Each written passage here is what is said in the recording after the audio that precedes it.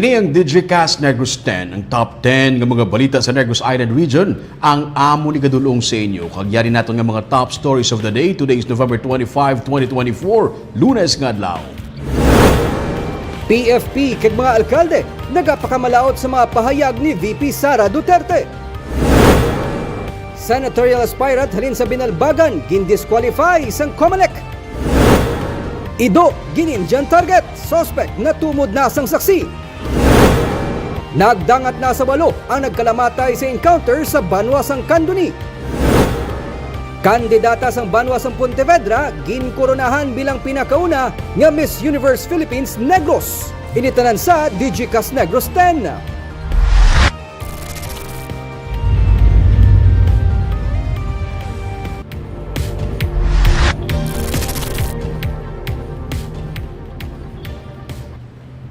Sa number 10, bad news para sa aton nga mga motorista. Kay man may masobra sa piso na naman nga saka sa bilis ang gasolina kag diesel, buwas aga.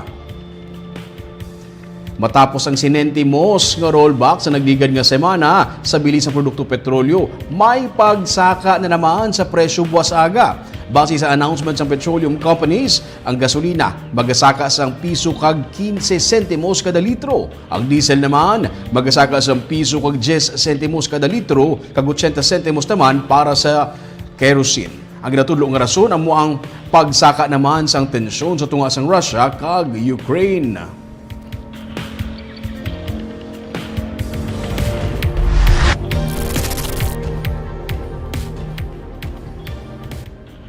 Sa number 9, nagdangat sa 2.4 million pesos ang sales gikan sa Negros Island Organic Farmers Festival kag Second Terra Madre Visayas.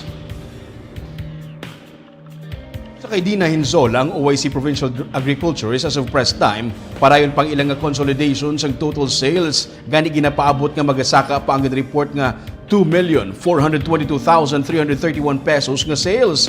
Nag-record naman ang Cadiz City nga booth sa pinakamataas nga sales nga 231,130 pesos. Nagasunod ang Sagay City nga may 186,428 pesos kag Banapla booth nga may 100,370 pesos nga sales.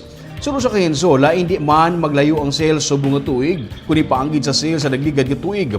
Nagsugod November 19 to 23 ang Negros Island Organic Farmers Festival kag Terra Madre Visayas.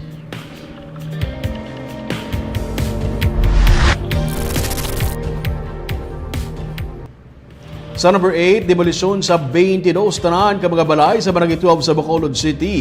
Ginpaiway anay ni Mayor Albi Benitez.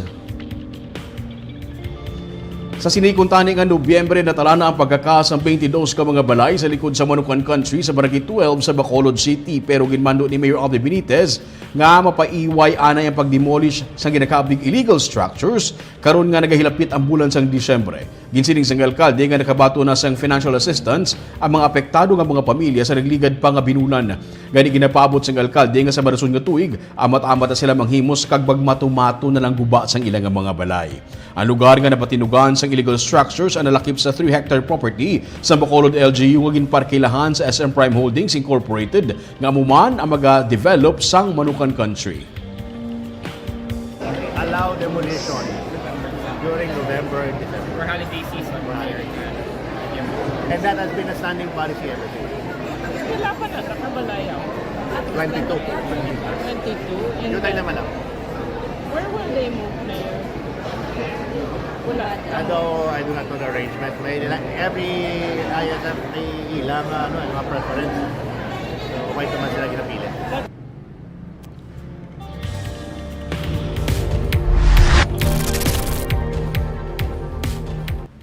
Sa number 7, Business Summit natalan ang ipatuman sang Bacolod LGU sa bulan sang Enero para istoryahan kag planuhan ang ginaplano para sa isa ka super city.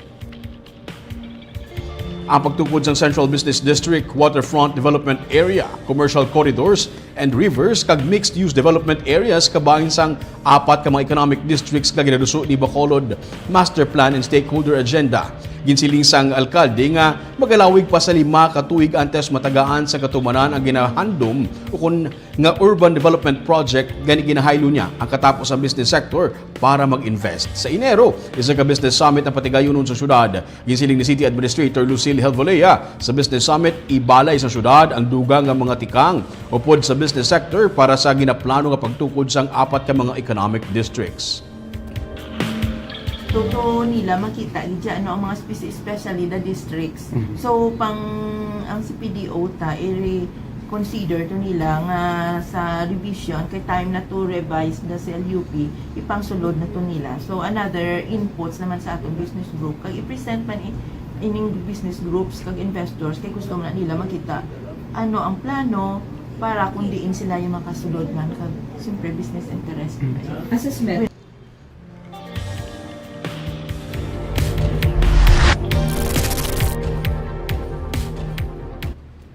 Sa number 6, nagdangat na sa 8 ang nagkalamatay ng mga katapos ang NPA sa nagluntad nga encounter sa Banwasang Candoni matapos may masapuan pagid nga isa ka bangkay. 8 na tanan ang mga ginapatihan na bilin nga puwersa sang NPA nga napatay sa encounter sa nagluntad sa Barangay Gatuslao, Banwasang Candoni sa nagligad nga semana. Sunod sa kay Police Major Nelson Amsiwen, hepe sang Candoni PNP, matapos ang enkwentro sa Huwebes nga nagresulta sa kamatayon sa 7 ka mga individual, may nagluntad pagid nga enkwentro pagka Biyernes nga nagresulta sa kamatayon sang isa pagid ka lalaki.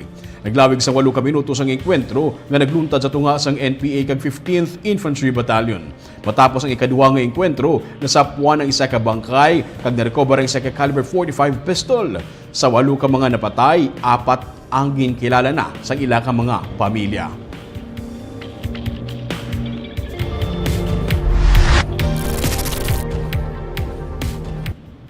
Sa number 5, Ido nga gin-Indian target na dala na pauli sa tag-iya samtang ang persona nga nag-Indian target sa amo nga Ido natumod na. Yaring report.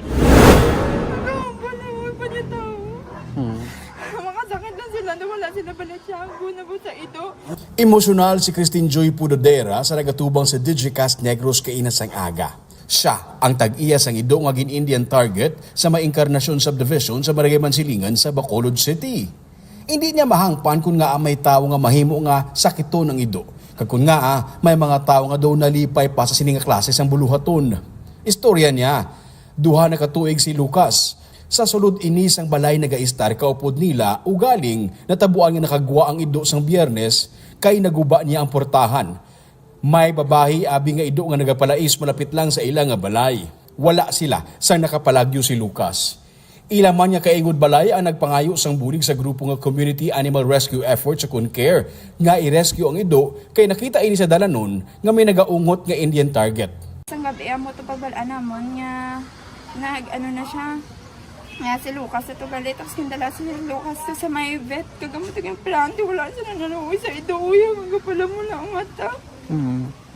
Ang balido ka muna ako nung nagpagbasi nagpalamot na iya mata kaya infection ba lang sir naglapta na sa iya. Naabtan niya sa vet si Lucas nga nagapalamula ang mga mata bangod sang infection. Ginoperahan ang Ido kay kadalom sang igo sang Indian target gani nagasakit ang iya nga buot. Ano na pagkitawag yung sir yun ilipiyong ko nga ako na iya ito. Nagkakabala mo pa niya tao. Makasakit lang sila na wala sila pala siyago na po sa Ido. Hindi nila bisa maintindihan kaya hindi sila nagpadako, hindi sila nag-alaga. Ginpablatter na nila sa PNP ang insidente. May nakapanugid sa ilang at taga-drama lang sa ilang lugar nga minor de edad ang nag-Indian target sa Ido. Ngag ni Christine nga matagaan sang leksyon ang naghimo gani natala na sila magatubangay sa barangay. Ang ano lang man naman sir is mapablatter na lang kami sir para hindi na niyo maliwat sir. Bisan sa diin pa ng Ido stray dogs man na or sa balay lang ng Ido hindi ginayang nila niya sir magsakiton niya sir. Wala hindi deserve sang every animals nga masakit or maano sir kung pwede sawayon ang muna ginaya sir. Sa kahapon niya nadala pa uli si Lucas. Sa bulig sa mga concerned netizens, tigayon nga napabulong kag naoperahan ang Ido. Dako ang pagpasalamat ni Christine sa ila. Nagapanawagan ang grupo nga care sang dugang pagid nga bulig kay kadamo pa sang bulong nga kinahanglan para tigayon nga makarecover si Lucas.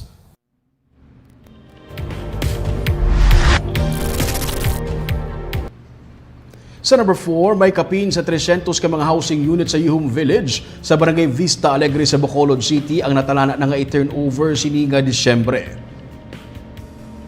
Natapos na ang construction sang 4 sa 25 ka mga Yuhum Housing Village nga ginatukod sa Barangay Vista Alegre. Gani ginanunsyo ni Mayor Alvin Benitez nga sa Disyembre natala na ang pag-turnover sang 296 tanan ka mga housing units. Ini matapos man nga gin-aprubahan na sa Pag-ibig Fund ang application sa mga housing beneficiaries. Nauna ang Bacolod sa pagpatuman sa Pambansang Pabahay Program para sa Pilipino paagi sa Joint Venture Agreement kaupod sa Department of Human Settlement and Urban Development. Ang 296 ka mga housing units ang kabahin lang sa masobra 4,000 ka mga units sa Araw Residences. Tuyo sang Benitez Administration nga makatukod sa kapin 10,000 ka mga housing units para sa mga informal settler families kag sa naghandom nga makabalay paagi sa pabahay program. Nalakip sa plano nga tukuron o kung tukuran sang Yuhum Housing Villages ang Barangay Banago kag Bredco area.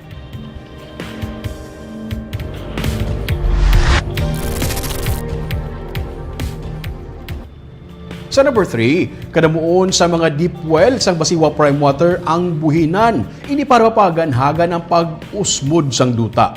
May report sa Nico Delfin. Ang mga bomba kag bubon nangin kabahi na sa matag-adlaw nga palangabuhian sa mga Pinoy ilabi na sa mga nagapuyo sa coastal areas. Pero base sa pagtuon sa University of the Philippines kag Project NOAA ukon ang Nationwide Operational Assessment of Hazards, ang kadamuon sa mga deep wells na lakip diri mga bomba ang pinalamang sa mga kabangdanan kung nga amat-amat nga nagakausmod ang duta resulta sang pagdala sa nagaluntan nga pagbaha sa mga ginakabig flood-prone areas.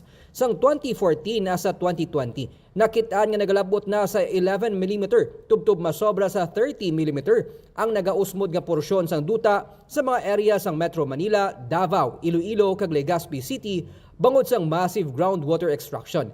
Iniman ang isa sa mga kabangdanan kung nga plano karon sa Basiwa Prime Water nga buhinan ang kadamuon sang deep well sa tuig 2026. We did not encourage Prime Water to dig deep wells. So if you can see, the volume of deep wells remain constant from 2020 until today because we wanted to focus on surface waters and not on the groundwater, which are deep wells. May 57 ka mga active deep wells ang water utility nga nagasupply sa kapin 55 million liters a day nga tubig halin sang 2022. Pero tuyo nila nga mapanubo ini sa 14 MLD kag gamiton na lamang bilang reserve water supply source sa madason nga tinuig. Gindugang sang pamunuan sang Basiwa nga masami color iced tea o kon kape ang tubig nga nagalabot sa gripo sa mga konsumidor bangod kalabanan sa ilang mga water sources ang gikan sa groundwater source. Aside from being environmentally friendly, we also take note that the turbidity of water came from the deep wells because we're really very rich in iron and manganese. So one thing also of improving the quality of our water is to shift from the use of these deep wells into surface water. Sa giniwat sadto nga Water Summit, ginduso na ni Mayor Albi Benitez ang paggamit sang surface water sa baylo nga underground water sources kabahin sang tikang agud mapangapinan ang palibot. Sa Enero ginapaabot nga madugangan sang 25 MLD ang kapin 84 MLD nga water supply sang Basiwa Prime Water gikan sa Bacolod Bulk Water Incorporated Injection Pump 2. Ginapaabot man ang dugang nga 15 MLD nga water supply halin sa bulk water project sang water utility sa Matabang River. Gani ginapasalig sang kumbuyahan nga sa 2026. Matuman ang ginahandom nga 24/7 water supply para sa masobra 70,000 ka mga water concessionaire sa syudad. Nico Delfin para sa DigiCast Negros.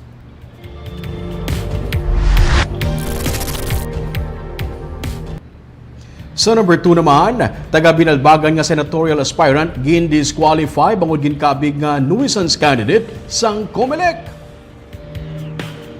Sunod sa kay COMELEC Negros Occidental Supervisor Ian Lee Ananoria sa nagligad nga semana, ginserbe nila ang notice of disqualification kay John Ray Gargarita na taga Barangay Progreso sa Binalbagan kay isa ka anay military personnel. Damlag pa. 117 tanan ka mga senatorial aspirants kung saan inalakip si Gargarita ang gidisqualify sa COMELEC bangod sila ang ginakabig ng nuisance candidates base man sa recommendations ng COMELEC Law Department. Ginsiling na sadto ni COMELEC Chair George Garcia nga gindeklarar sila nga nuisance kung yadtong mga wala sang serious intention sa pagpapili para sa eleksyon. Sa mensahe ni Gargarita sa Digicast Negros, iya ginpatpat ang eligibility para sa isa ka senatorial candidate kasunod sa iya nakasulod man siya sa tanan nga mga requirement. Iya nga ginsiling nga wala sang basihan na pag-disqualify sa iya. Iya man ginapanindugan nga hindi man motopropyo nga maka-file sa petition for disqualification batok sa mga nagapapili ang COMELEC gani void ang disqualification batok sa iya. Base sa iya nga COC ang 36 anyos kag independent candidate nga si Gargarita ang graduate sa BS Criminology. Sa mga report iya ginsiling nga siya ang sa iya nga pag-file sa COC sa pagkasenador nga nagalakip sa iya nga mga plano ang agriculture kag farming. Sa nagligad nga eleksyon, nagpapili man siya bilang vice gobernador kontra kay Vice Governor Jeffrey Ferrer. Base sa mga records, nagkuha si Gargarita sa masobra sa 70,000 votes kontra sa masobra 816,000 votes nga nakuha naman ni Ferrer sa 2022 elections.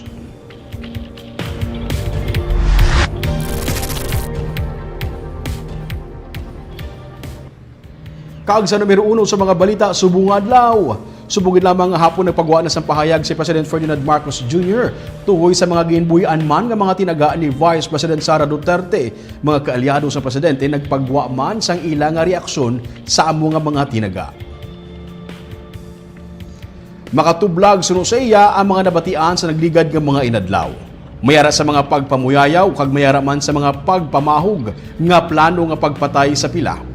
Ang kasubo nga mga kriminal nga mga tinutuyo wala dapat ginapaiway suno sa presidente. Bilang isa ka democratic nga pungsod, dapat gina-uphold suno sa iya ang rule of law. Sang Sabado sa isa ka video, ginsiling ni Vice President Sara Duterte nga hindi pagkabalakan ang iyang seguridad bangod may nakaistorya na siya. Kag iya ini nga ginhambalan nga kung mapatay siya, patsyon si BBM, si First Lady Liza Araneta kag si House Speaker Martin Romualdez. Sa Domingo, nagpagawa sa pahayag ang pila ka mga grupo nga nagapakamalaot sa pahayag ni VP Sara.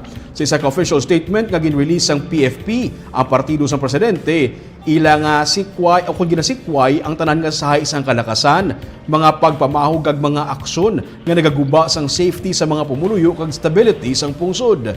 Deeply alarming suno sa grupo sang sa mga pahayag ni Duterte nga nagadula sang rule of law kag negatibong sang culture of lawlessness and impunity.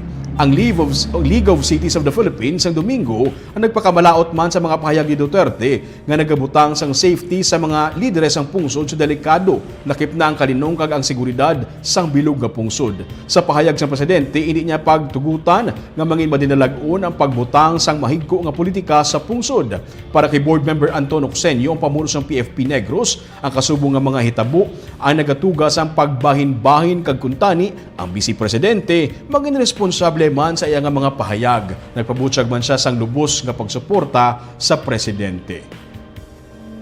Nag-create sang pagmitulagay sang tao, ang safety sa first family kag ang mga supporters so that's why bisan pa siling mo sometimes daw balatsagon ni BP. Pero hindi siya manami kaya di dapat responsable siya sa iyang inahambal. Mga amo siya ng statement to ato ginagurong na kumplita nga hindi na siya maayong ang balanon.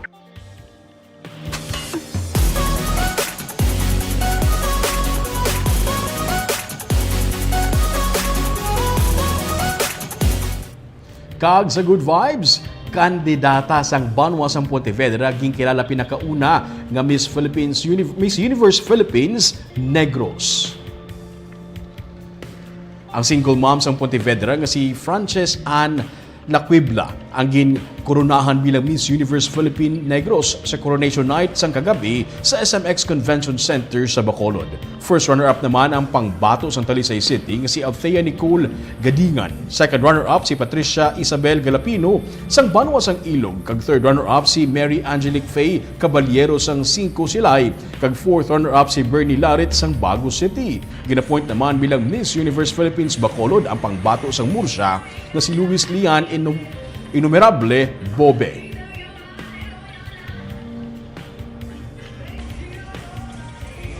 Hi, I am your first ever Miss Universal Philippine Negros of Vietnam. And the very first thing that I will do is to look for organizations who can support my advocacy, which is Body United. Thank you so much.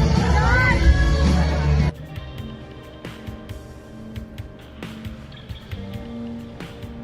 Congratulations sa tanan naton nga mga winners. Kag shout out anay sa aton nga mga live viewers, si Sir Ray Tuhaw Tinyosan, si Benji Borlas, mayong hapon Digicast Negros, si John Randolph Rubin, good afternoon Negros, si Romel Mahilom Galio, mayong hapon Digicast Negros, si Gerardo Marquez, mayong hapon Digicast Negros, si RH Tata, good afternoon NIR, si Mirna Garrido Clavel, good evening Digicast Negros, watching from Payao, Binalbagan. Kagamoy itong top 10 stories of the day. Tubtub sa buwas, ako si Romeo Subaldo, mayong hapon.